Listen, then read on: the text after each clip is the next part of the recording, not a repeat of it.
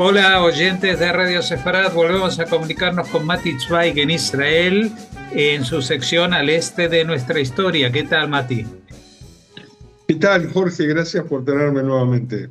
Bueno, hoy vamos a hablar de un país que está al norte, al este, pero también al sur. Es algo eh, complicado porque siempre ha pertenecido al este de Europa, pero más por su vinculación durante una época con el mundo soviético. Pero en realidad es un país muy mediterráneo, no estamos hablando de Bulgaria, casi en el Mediterráneo, Es un país más balcánico que balcánico. eslávico, porque la gente dice, ¿ellos son balcánicos o eslávicos? Son eslávicos en una gran parte de su etnia y de su idioma, pero son balcánicos en su historia. Y bueno, fíjate que la historia de los judíos en Bulgaria, si de eso vamos a hablar, tiene casi 2000 años desde que los romanos conquistaron ahí en el año 46. O sea, imagínate que solo 13 años de la supuesta muerte de Jesús, ya había ahí gente que se había escapado por todo tipo de razones de Israel, de la Tierra Santa, y había llegado para esos lugares. Y además tenés tierras que se ve que tienen herencia judía desde el siglo II. Ya hay cosas que se han visto, que se han encontrado, aunque llegó a tener en algún momento, hasta la Segunda Guerra Mundial, unos 50, 55 mil judíos, y pues también con judíos que venían de otras zonas, y hoy en día quedan solamente 1500, 1600 más o menos. Y además, como en todos los países del este, que eso lo he visto con mis propios ojos, miles de personas que tienen ascendencia judía, pero que no las ves activas ni participan de nada como judíos, ¿verdad? Ya sea desde eventos de la embajada hasta el Sojnut o hasta lo que sea, o de lugares comunitarios. Y en Israel han llegado 75.000. Y eso después vamos a hablar en dónde y cómo.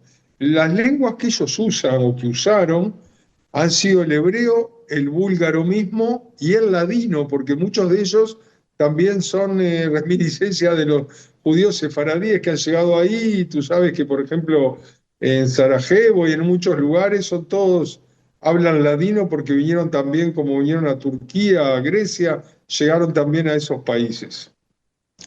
Desde el punto de vista étnico, son judíos sefaradíes que hay ahí, askenazíes, rusos, o sea, judíos rusos y judíos polacos. Han construido iglesias muy importantes como la de Burgas, que hoy en día cientos de miles de israelíes van ahí en los últimos años a hacer turismo, que está sobre la costa del Mar Negro. Y tenés la gran, incluso, sinagoga de Sofía, de la capital, que fue construido por un famoso arquitecto austríaco a principios del siglo XX. Y como te decía, la mayoría se han pasado por los distintos avatares de la historia a vivir a Israel. Pero al principio, hace 2000 años, se asentaron en lugares como la ciudad de Plovdiv, que es la antigua Filipópolis, Nicópolis, que hoy en día se llama Nicopol, eh, yo qué sé, en Gigen, en Piven, en Pleven y en Stovi, que hoy en día ya no pertenece a ellos, sino a Macedonia del Norte. Eh, lo primero que se ha visto y que se ha encontrado es en el siglo II, como te decía, se encontró una menorá, y se mencionaba el Arquisinagogos, o sea que era una zona en la cual había una sinagoga. Josephus incluso hablaba de la población judía en la ciudad, ¿no?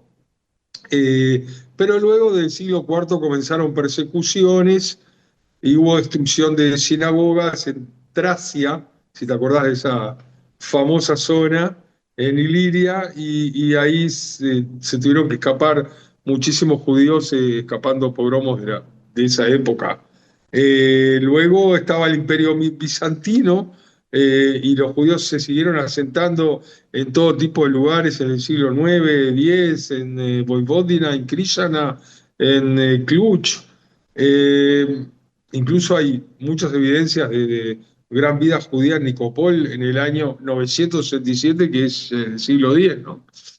Y también de zonas que venían de Italia, que las tenían con Italia, porque las fronteras han cambiado todo el tiempo, porque después, fíjate que en el siglo XIV vinieron los otomanos y también les cortaron por aquí y por allá, una parte pasó a Grecia, una parte quedó con Turquía.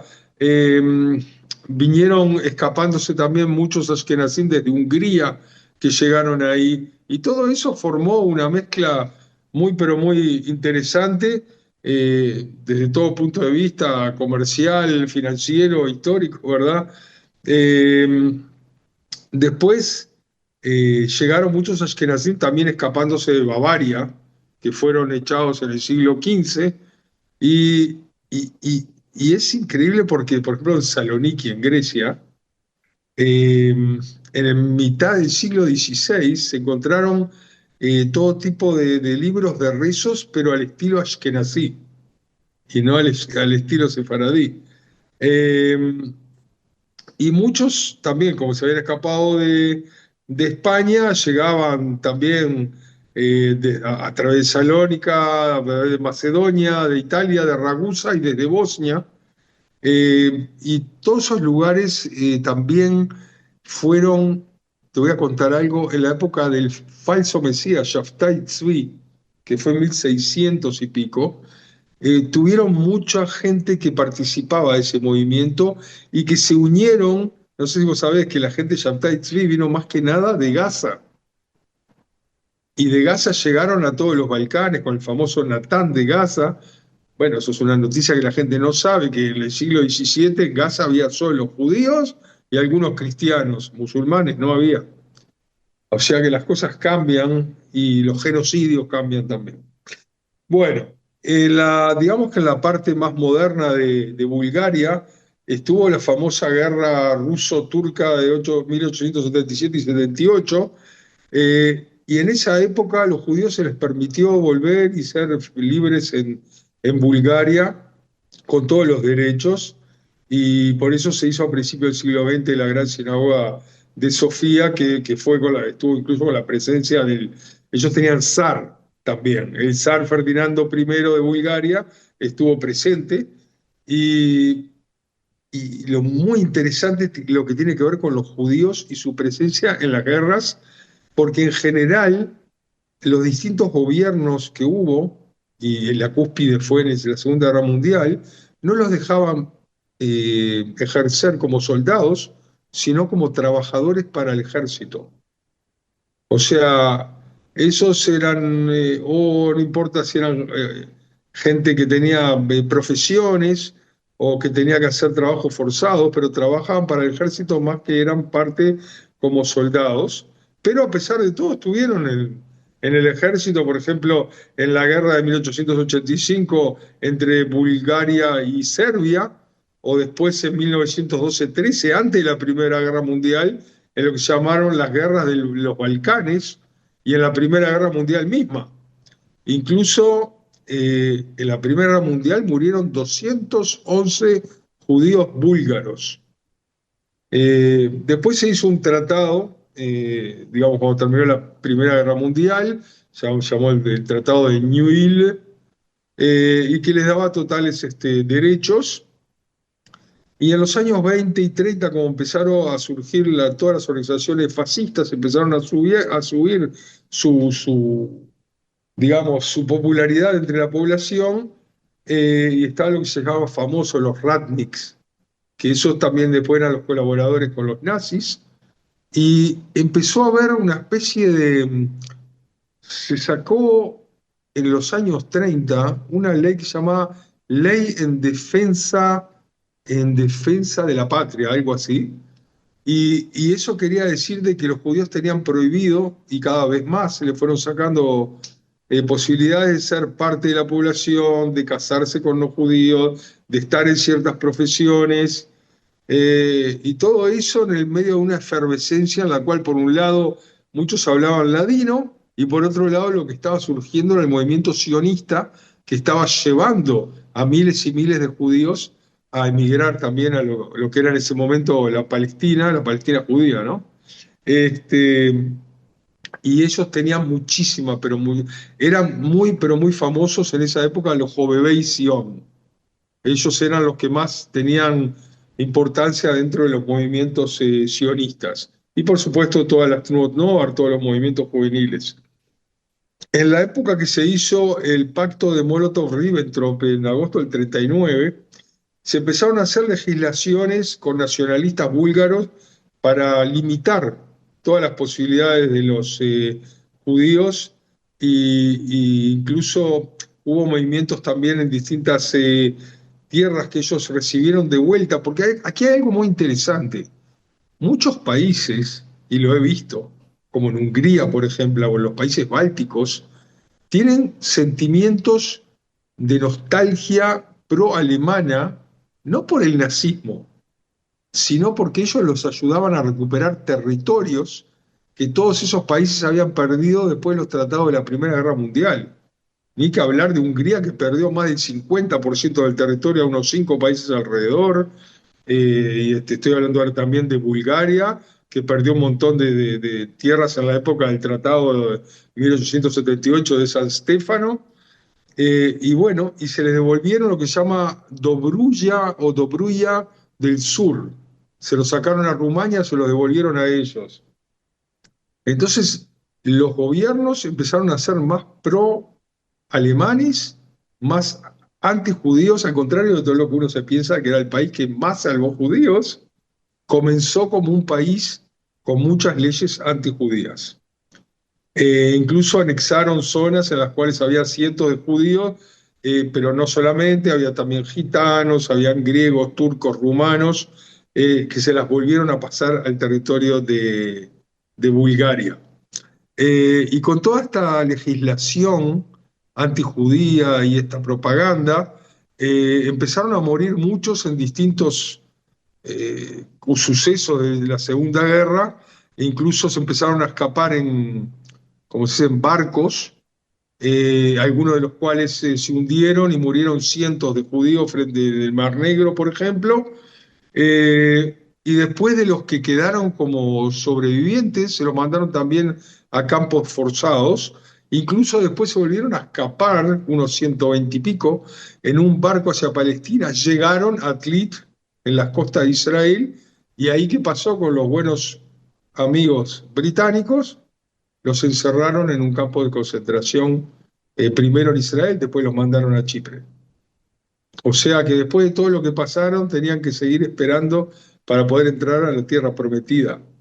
Entonces, como estaba esa ley que te digo del zar Boris III, que se llamaba la Ley de Protección de la Nación, eh, hubo mucha gente, y ahí sí viene el heroísmo de la gente de este país o de parte de su sociedad, que entre políticos, escritores, filósofos, profesores académicos y todo un poco sacaron un montón de cartas tratando de limitar todas estas leyes antijudías, diciendo que se precisaban a los judíos para todo tipo de labores forzadas. Entonces lo que se hizo fue mandar a miles y miles de judíos a todas las zonas rurales a trabajar, y esa fue la manera de salvarlos. Ujú. O sea que una persona que llamaba Alexander Belev, que es un estudioso de las leyes de Nuremberg, y todo eso, y que también, porque se perseguía a los judíos como se perseguía a los masones libres también, y ayudó a que salgan los judíos hacia todos lados, a que cambien de nombres, pero al principio, por supuesto, y tenían permitido llevar cada uno 30 kilos. O sea que dejaban todas las propiedades atrás, las casas, los coches, lo que tengan, la fábrica, y eso ya se los confiscaban y se los quedaba a la gente no judía o el gobierno alemán, ¿no? Directamente, que empezó a entrar ahí muy fuerte. Y bueno, y luego de todo eso, todos estos soldados de las labores forzadas fueron o muriendo, escapándose, y fueron pasando a ser también partisanos con otra gente en las zonas rurales, y así que la mayoría en realidad pudo sobrevivir y por eso antes de la guerra tenían, no sé, 18.000 judíos y al terminar la guerra tenían 55.000 más o menos. Así que también Eh, muchos diplomáticos que los ayudaron a que quedara. O sea, ahí le fue más difícil a los alemanes y a los colaboradores locales poder hacer en forma ordenada una masacre de todos los judíos existentes. Ujú. Bueno, a todo esto, para los búlgaros, y me consta porque he tenido amigos búlgaros, a ellos durante todas estas décadas después de la Segunda Guerra Mundial les han convencido de que Bulgaria protegió y salvó a todos sus judíos. Y sí, porque fíjate que al hacer la conferencia de Wannsee, entonces también se ordenaron las cuestiones de las visas y los diplomáticos y lo que daban, y hasta que empezaron a entrar en vigor las nuevas leyes, muchos diplomáticos búlgaros sacaron cientos de visas para poder sacar judíos hacia otra parte de Europa, hacia Palestina, hacia Estados Unidos, hacia lo que sea. Y también Adolf Eichmann estuvo ahí tratando de ordenar el exterminio de unos 20.000 judíos. eh, y bueno, y otros que eran búlgaros, judíos búlgaros, pero que estaban en Macedonia. Ujú. Y de esa manera también se pusieron, digamos, a mover todo tipo de mecanismos para poder también con diplomáticos de ellos, también americanos y otros, sacar a judíos hacia otros países. Y eso fue lo que pasó. La mayoría quedó. Y en Estados Unidos hay una fundación de los judíos búlgaros que se llama Jewish National Fund, ¿ok? Y que hicieron monumentos en Israel sobre cómo se salvaron eh, muchos de esos búlgaros. Y yo he conocido diplomáticos búlgaros y la mayoría hablan del heroísmo de la gente, de los pueblos más que nada, que salvó a muchos judíos. Después, lo que te decía que la mayoría, al comenzar Israel y después de la guerra y todo, pasaron a Israel y pasaron a Yafo, llegaban al puerto de Yafo. Hasta hoy en día, una gran parte de la población judía de Yafo y alrededores, o sea, la frontera con Batiam, Jolón, todo eso, tiene miles y miles de búlgaros y de sus descendientes. Perdón.